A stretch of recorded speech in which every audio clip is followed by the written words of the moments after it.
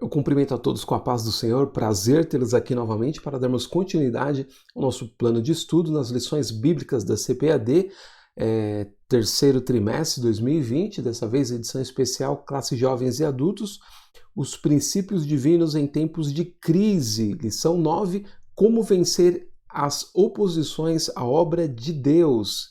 E aí, se você gostar, dá o seu like, se inscreve no canal e compartilha esse conteúdo com outras pessoas, ok? Também te convido a ouvir o meu podcast Seja o Novo, com a série Criados à Imagem de Deus, uma série de ensinamentos de modo simples e objetivo, partindo dos primeiros capítulos de Gênesis, e a gente vai avançar até o Novo Testamento. Então já está disponível aqui mesmo no canal, você vai na playlist Seja o Novo e você já encontra 3 episódios dessa série, ok? Deus abençoe, compartilha com quem você puder e eu tenho certeza que vai ser bênção. E também você pode ouvir pelos agregadores de podcast como Google Podcast, Spotify, Deezer, iTunes ou aqui por esse link, né, do Anchor. Você consegue ver também por uma aba do Chrome ou de outro navegador, ok?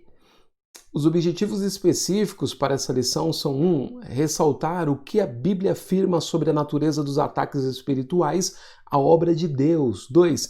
Identificar os meios que o inimigo utiliza para neutralizar a fé do crente.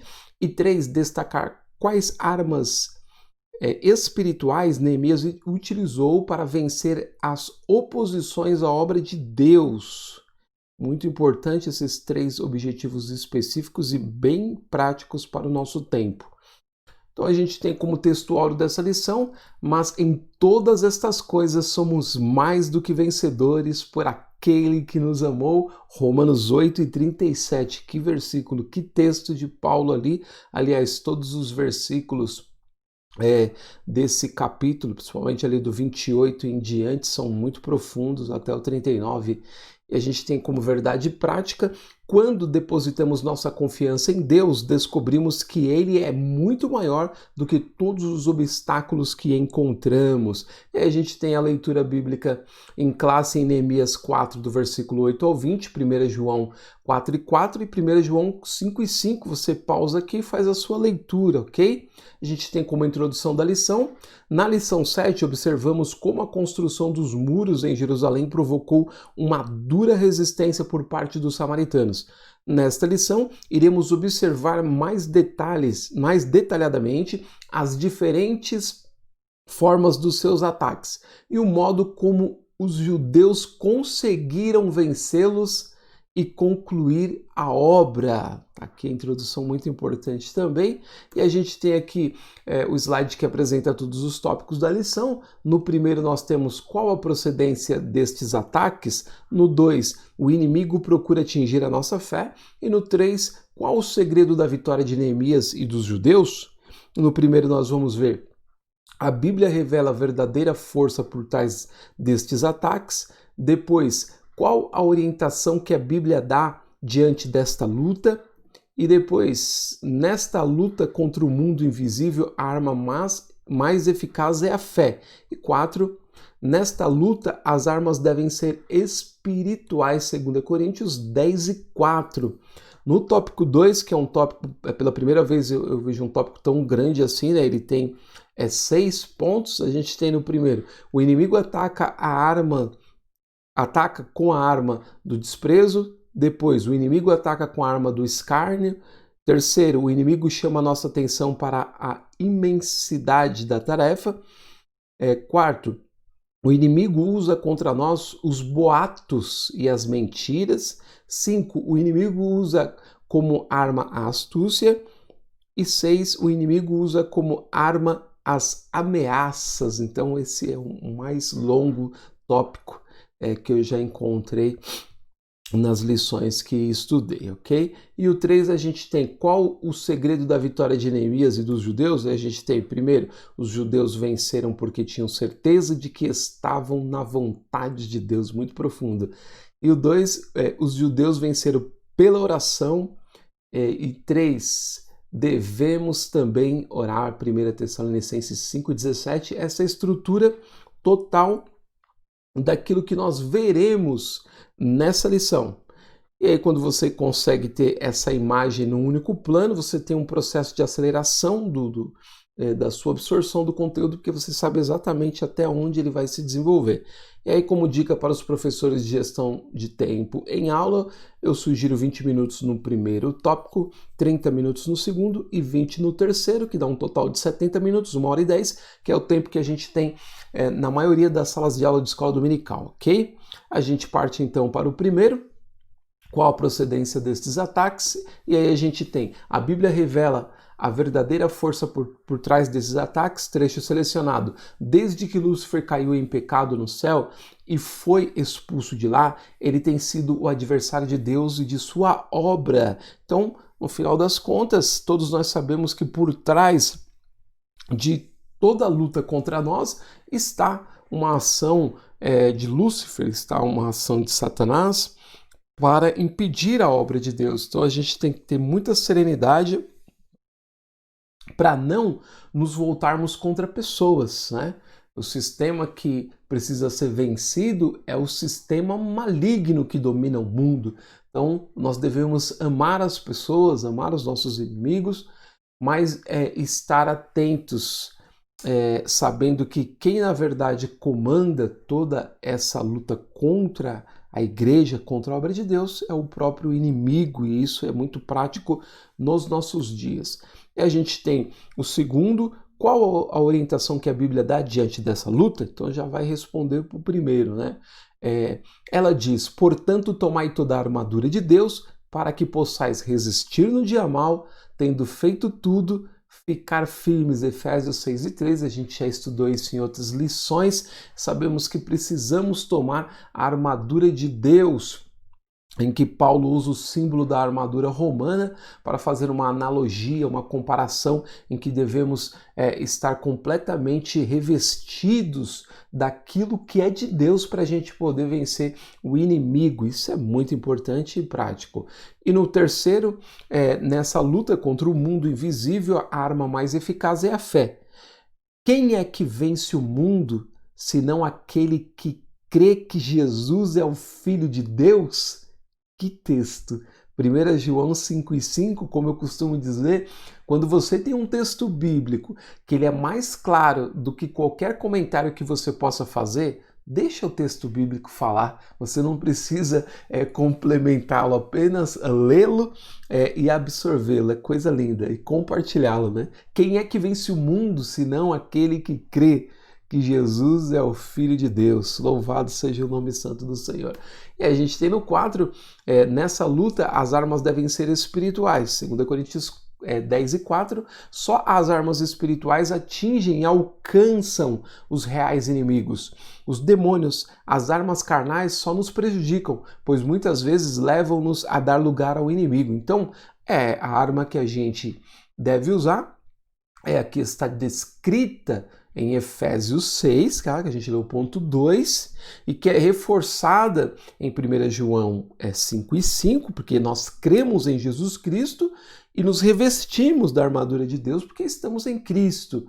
E no 4, elas são espirituais, essas armas, por quê? Porque é Deus que nos equipa, né, com essas armas. Então, aqui cada um dos pontos complementa o ponto anterior, de forma que a gente tem aqui uma descrição completa daquilo que a gente precisa para combater os ataques do inimigo. A gente passa para o tópico 2, o inimigo procura atingir a nossa fé. Então a gente tem no primeiro, o inimigo ataca com a arma do desprezo. Diziam, que fazem estes fracos judeus? Neemias 4:2. De fato, em nós mesmos somos fracos. Paulo disse, quando estou fraco, então sou forte. 2 Coríntios 12, versículo 9 e 10, muito profundo esse texto, em que Paulo tem ali o espinho na carne, né, em que ele ora a Deus para que Deus tire aquele espinho da sua carne, e o Senhor diz para ele que a graça dele basta a Paulo. E Paulo fica contente com aquilo. Ele tinha orado 3 vezes pedindo. E o Senhor falou: a minha graça te basta porque o meu poder se aperfeiçoa na fraqueza. E hoje, por exemplo, a gente vive num evangelicalismo em que as pessoas querem fazer ao contrário. Se alguém nos chama de fraco, a maioria de nós quer ir para o enfrentamento. Fraco? Não, eu tenho Deus na minha vida. Você vai ser derrotado, e começa a lançar palavras de maldição, de desafio, de uma série de coisas, quando na verdade o Senhor deseja que nós estejamos nele e deixemos que Ele cuide da vingança, porque Ele disse: minha é a vingança. Então, muitos cristãos hoje, e esse é um ponto importante para se abordar em sala de aula, e você que é aluno refletir, de que nós não fomos chamados para o enfrentamento. E a gente muitas vezes tem sido incitado por algumas lideranças cristãs ou por alguns cristãos que estão nas mídias, nos palcos, em que são praticamente ativistas, né? Que lutam contra outros grupos da sociedade, dizendo-se em nome de Jesus. Mas o Senhor Jesus não pediu para a gente ficar fazendo uma defesa do Evangelho, combatendo esses grupos. Não, a defesa que a gente faz do Evangelho é sendo o Evangelho vivo, é vivendo a verdade do Evangelho e suportando os ataques do inimigo. E não indo para o enfrentamento. Quem vai para o enfrentamento é Deus, se Ele quiser. O nosso papel é ser como um farol, né? Como um farol onde as pessoas possam olhar e ter uma referência de vida.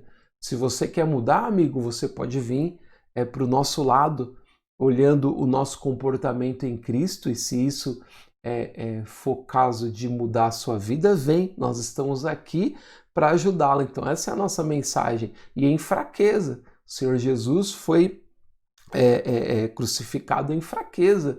Paulo fala em Coríntios que ele não quis anunciar coisa alguma aos gregos, a não ser Cristo e esse crucificado, que era escândalo para os judeus e loucura para os gregos.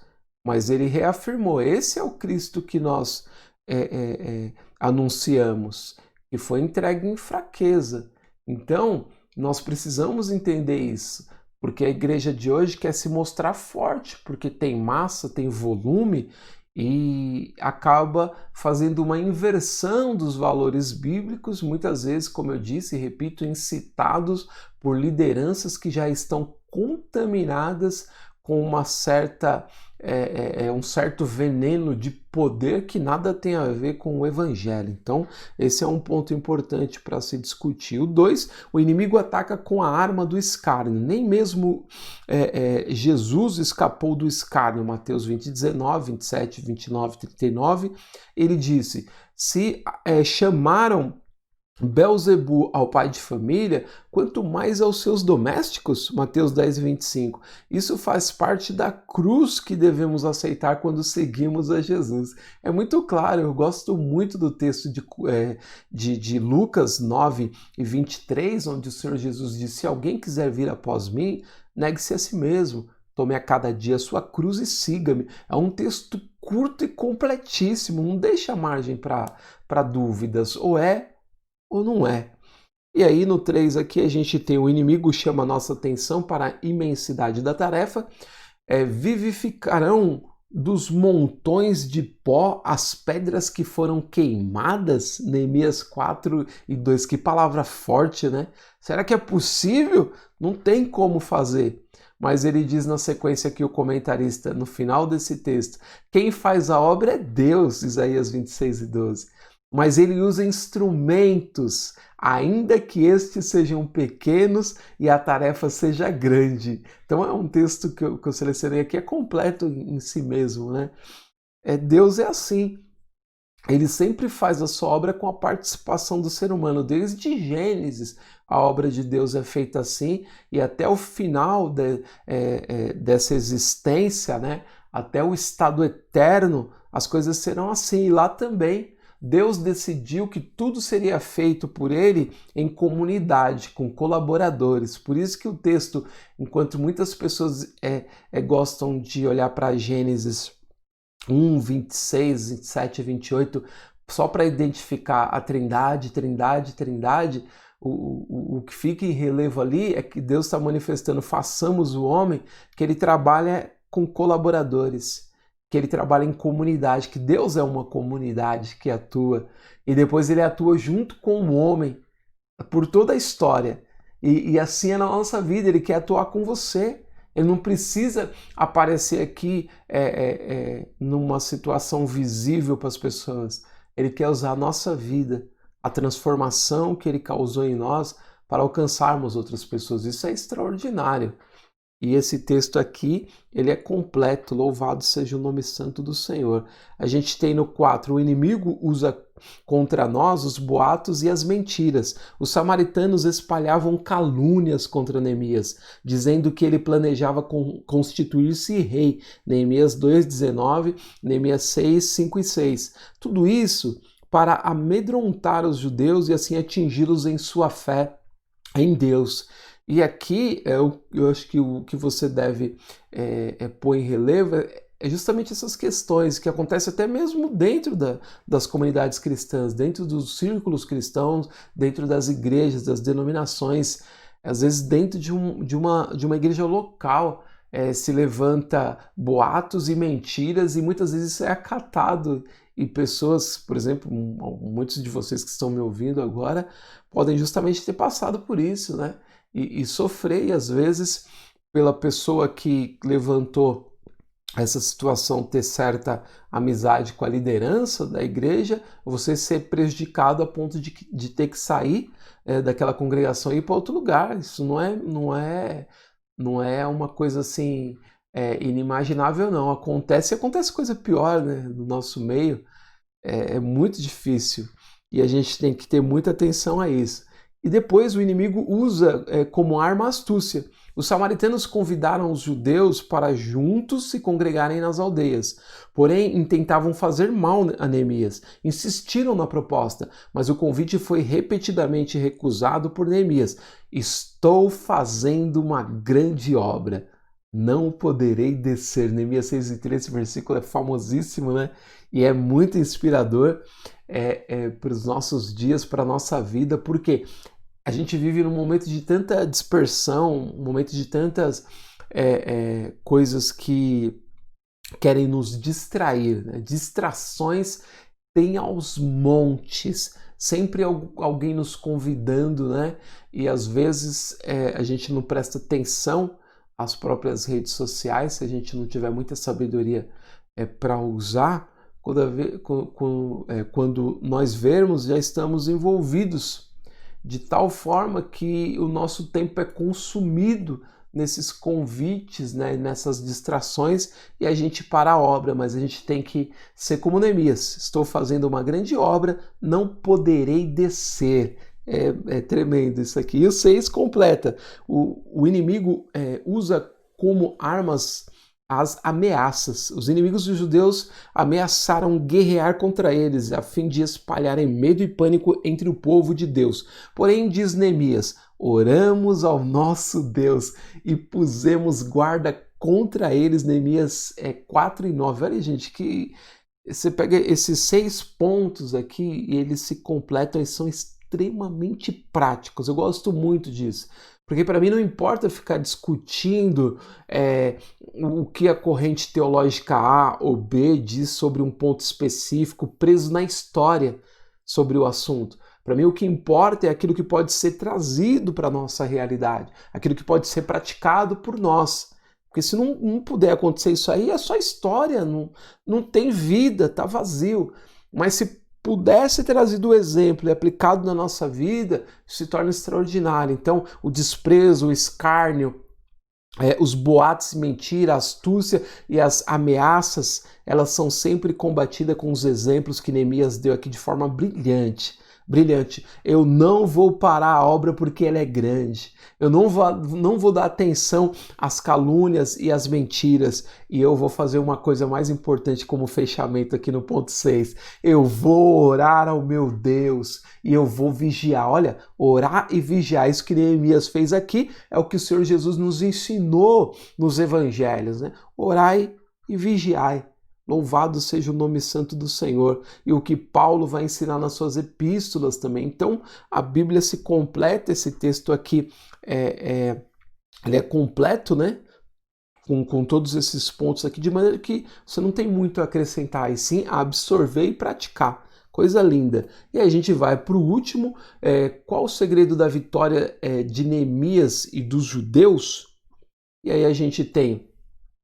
Primeiro, os judeus venceram porque tinham certeza de que estavam na vontade de Deus. Trecho selecionado, Neemias disse aos seus inimigos, o Deus dos céus é o que nos fará prosperar. As expressões de Neemias são sempre agudas, né, fortes, de alguém que está muito determinado, com propósito, alguém que sabe exatamente o que quer. Ele não tem variação, ele não tem dúvida, ele vai mesmo até o fim. Ele saiu lá do conforto da fortaleza de Suzã, ele estava perto do rei, e ele é movido por Deus aí para Jerusalém, para ajudar as pessoas que estavam precisando. Então nada iria mover Neemias do seu propósito. A gente precisa ter isso na nossa vida enquanto crente, porque está cheio de gente na igreja hoje que não sabe o que é identidade com Deus.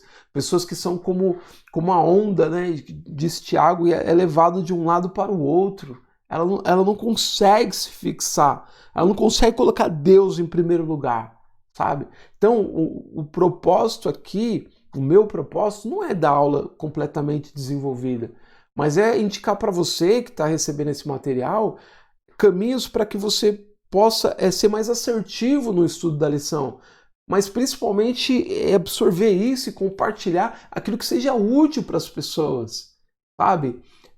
Conseguir pegar a parte mais importante da lição e desenvolver algo que seja realmente prático, para que você possa vivê-lo e ter realmente uma experiência viva disso que está registrado nas Escrituras.